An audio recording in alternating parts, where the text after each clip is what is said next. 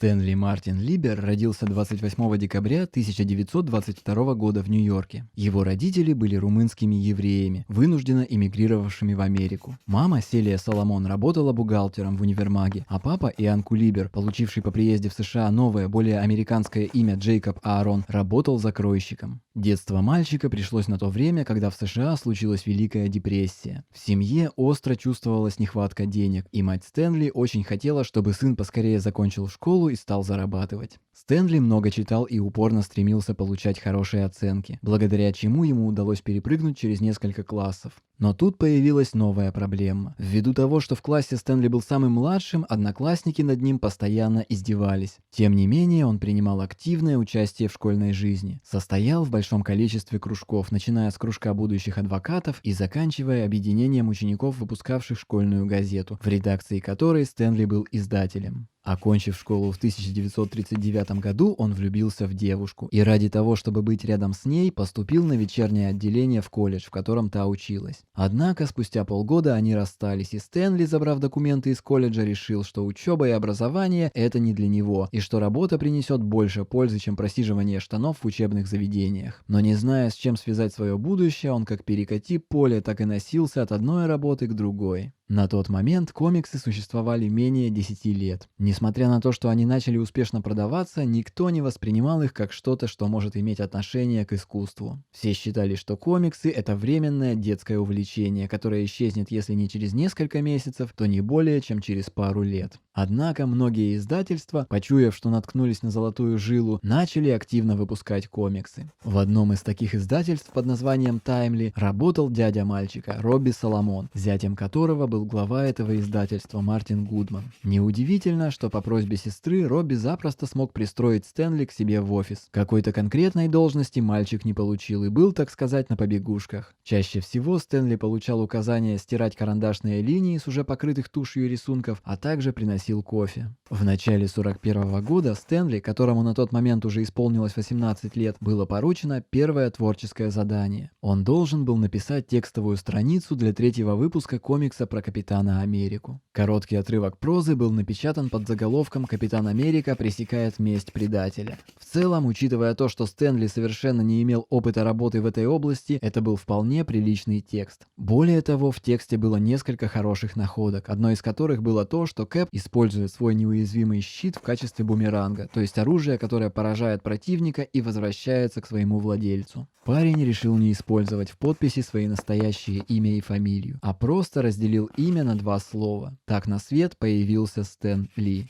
Стэн доказал, что умеет писать, и ему стали чаще давать творческие задания. Уже к концу 1941 года, ко всеобщему удивлению сотрудников Таймли, Стэн был назначен на должность редактора. Всех поражало то, что должность досталась парню, не имевшему практически никакого опыта ни в какой профессии, а тем более серьезных знаний в мире комиксов. В ноябре 1942, когда вовсю гремела Вторая мировая война, Стэн, готовый к тому, чтобы его отправили сражаться в Европу, пошел служить. Однако он так и не покинул границы США, и более того, даже не отошел от пишущей машинки. Стэн оказался одним из 9 мужчин, попавших в так называемое отделение сценаристов, которое должно было заниматься созданием различных материалов для развлечения или обучения военного состава. В свое нерабочее время Стэн умудрялся продолжать писать сюжеты для Таймли, а подпись «Рядовой Стэн Ли, внештатный редактор» периодически появлялась в списке людей, работавших над номером.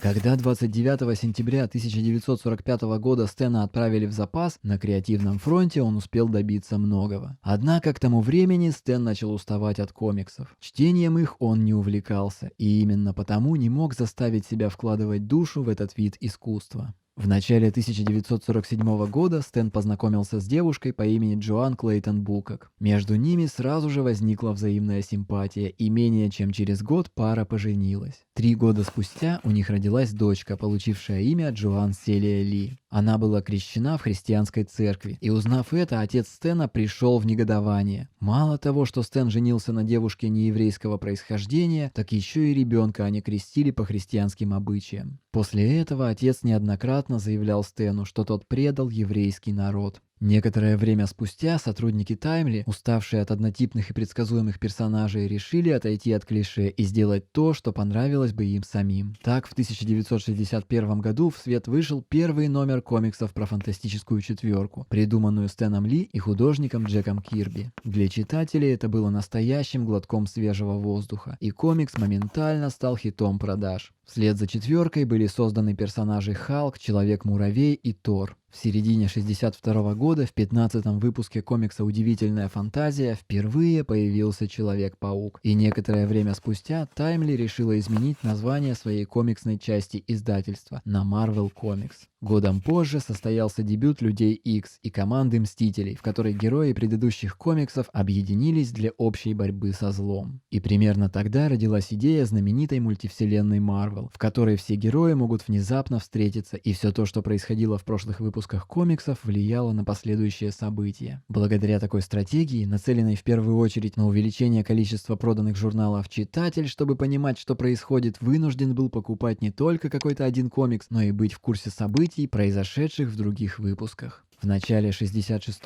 года Marvel начали печатать то, что многие считают вершиной совместного творчества Джека Кирби и Стэна Ли, так называемую трилогию Галактуса, сюжет которой публиковался с 48 по 50 номера фантастической четверки. Именно в этот период имя Стэна Ли стало активно обсуждаться в прессе, и особенно его радовало то, что компания охватила один очень важный сегмент читательской аудитории – студентов. Стэн стал активно разъезжать по университетам с выступлениями, и они пользовались огромной популярностью. Например, в Чикагском университете его лекцию рекламировали при помощи плакатов, на которых было написано «Стэн Ли – человек-легенда уже при жизни». К 1971 году популярность Стэна выросла до невиданных высот. О нем самом и о Марвел писали в газетах, говорили по радио и телевидению. И Стэн неизменно повторял, что именно он является создателем всех персонажей вселенной Марвел, придуманных за последние 10 лет. Хотя на самом деле за их созданием стоял не только он, но и несколько художников. И все же, чем популярнее становился Стэн и чем больше были его гонорары, тем меньше он появлялся в офисе. А в кругу близких людей, не скрывая, заявлял, что комиксы он сам не любит и не понимает, зачем их вообще читают. В том же году он официально сменил имя и фамилию и получил новые документы, в которых значилось Стэн Ли.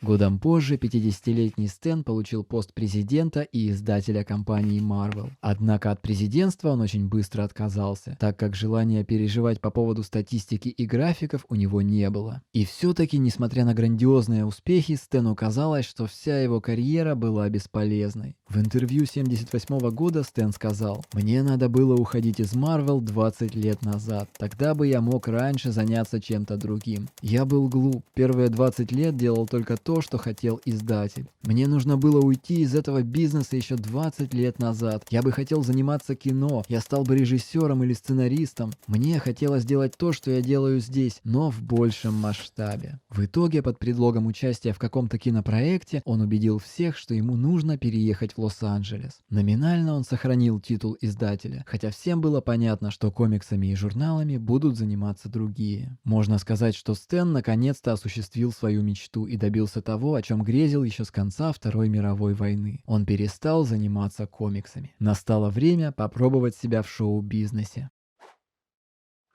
Большую часть почти 2 десятков лет Стэна преследовала популярность, которую он получил за много лет до этого, благодаря комиксам. И несмотря на то, что его узнавали на улицах, для руководителей киностудий он был совершенно никем. Везде, где Стэн предлагал свои проекты, связанные с Marvel, ему отказывали в сотрудничестве. В итоге в июне 80-го года Стэн основал собственную кинокомпанию Marvel Productions. В этой компании Стэн занимал пост креативного директора, не вникал в детали рабочего и творческого процессов, а занимался общим управлением и продажей проектов. Компанией были выпущены такие мультсериалы, как «Малыши Маппеты», «Солдат Джо. Настоящий американский герой», «Трансформеры» и «Мой маленький пони» и «Друзья». Именно они, а не сериалы о супергероях, стали самыми большими хитами Marvel Productions в то десятилетие. Тем не менее, в начале 80-х компания сделала 3 сериала про супергероев: «Человек-паук», «Человек-паук и его удивительные друзья» и «Невероятный Халк». Халк получился не очень удачным и продержался всего один сезон, а два первых сериала вскоре объединили, и в истории комиксов они оба значатся под одним названием «Человек-паук и его удивительные друзья». Кстати, в этом мультсериале Стэну была отведена роль закадрового голоса. В мае 1989 года 66-летний Стэн впервые появился на экране в роли присяжного в телефильме «Суд невероятного Халка». Стэн ничего не произносил в сцене, в которой снялся, но факт появления на экране его очень порадовал. Спустя несколько месяцев он появился в качестве самого себя в сериале «Малыши Маппеты», а в 1990 году в комедийном триллере Ларри Коэна «Скорая помощь». Хотя лично Стэн и получал удовольствие от эпизодических ролей, успехи Marvel Productions в киноиндустрии были минимальными. Был снят фильм «Каратель» с Дольфом Лундгреном в главной роли. Сюжет картины был далек от сюжета комикса, и в Штатах практически сразу после премьеры фильм сняли с проката и выпустили на кассетах. Точно такая же судьба постигла картину про Капитана Америку, главную роль в которой исполнил сын писателя Джерома Дэвида Селлинджера Мэтт. Со времен переезда Стэна в Голливуд репутация Marvel только ухудшилась. В 1998 году Стэн, которому было уже под 80 лет, с подачи своего товарища Питера Пола организовал с ним интернет-компанию Stan Lee Media, которая должна была заниматься созданием и продвижением новых супергероев, а также анимационных и телевизионных фильмов о них. Но крах доткомов, случившийся в 2000 году, зацепил и их. Акции компании рухнули, в результате чего Stan Lee Media объявила себя банкротом. После краха Stan Lee Media Стэн создал POW Entertainment, компанию, которая по сути должна была заниматься абсолютно тем же, чем и прошлое. Аббревиатура POW в названии означала «поставщики чудес». Забегая вперед, скажем, что за все время существования, вплоть до поглощения компании китайским холдингом Kemsing в 2017 году, POW Entertainment выпустила несколько реалити-шоу, анимационных, а также кинофильмов, которые в целом были довольно сдержанно встречены публикой. Начиная с 1998 года, Стэна все чаще стали приглашать на съемки фильмов по киновселенной Marvel, где тот появлялся в коротких эпизодах. Постепенно стали снимать все больше кинокартин по комиксам, и кинематографисты начали рьяно поддерживать традицию и обязательно снимали Стэна для того, чтобы знатоки комиксов Marvel узнавали его и шепотом просили своих приятелей, которые были не особо в теме, обратить внимание на человека, которого показывают на экране. Влияние этих ролей на личный бренд Стэна было огромным. Картины по мотивам комиксов Marvel оказались самым успешным и прибыльным продуктом за всю историю компании. Появление в них Стэна закрепило его культовый статус для миллиардов людей. К концу жизни Стэн появился в более чем 40 фильмах по мотивам комиксов Marvel. Он сыграл роли библиотекаря, пациента психиатрического отделения, судью на конкурсе красоты, генерала времен Второй мировой войны, двойников Хью Хефнера и Ларри Кинга, курьера FedEx, инопланетянина Брэда Брея и даже диджея, играющего в стрип-клубе. Стэн практически всегда ходил на премьеры этих картин, чтобы попозировать со звездами, и чтобы у него взяли интервью, как у человека, который положил начало саге Marvel.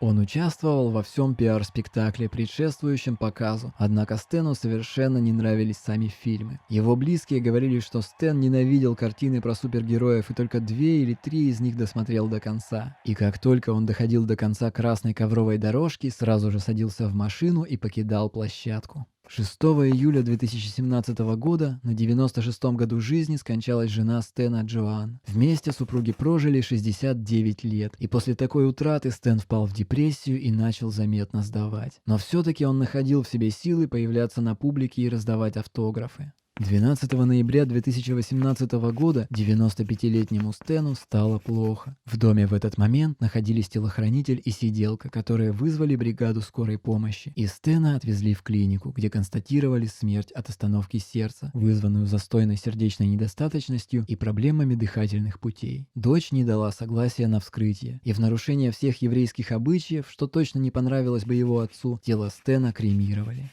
Жизнь Стэна Ли окутана множеством загадок и недомолвок. До сих пор с уверенностью нельзя сказать точно, был ли он великим обманщиком, присвоившим себе труды и идеи работавших на него художников, или был гением, создавшим десятки легендарных персонажей и сделавшим комиксы отдельным видом искусства. Но в одном можно быть уверенным наверняка. Стэн Ли стал настоящим символом и иконой комиксов 20 века, которого заслуженно прозвали Мистер Марвел. Если начать глубоко копаться в биографии Стэна Ли, то невольно в голову закрадывается мысль, что ни одна крупная империя, ни один известный бренд невозможно построить на стопроцентной правде и только хорошими поступками. Но, как известно, людям нужны легенды. И чем ярче эта легенда, чем больше в ней подробностей и несовпадений, тем большая вероятность, что она сработает. И знакомясь с очередной разоблачительной статьей или книгой, надо понимать, что это тоже лишь отчасти правда. А как там было на самом деле, никто так до конца и не узнает.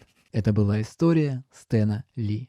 Вы на канале Short History. Подписывайтесь и жмите колокольчик, чтобы не пропустить новые выпуски наших коротких историй. Ставьте лайки, пишите комментарии, становитесь спонсорами. Будьте с нами.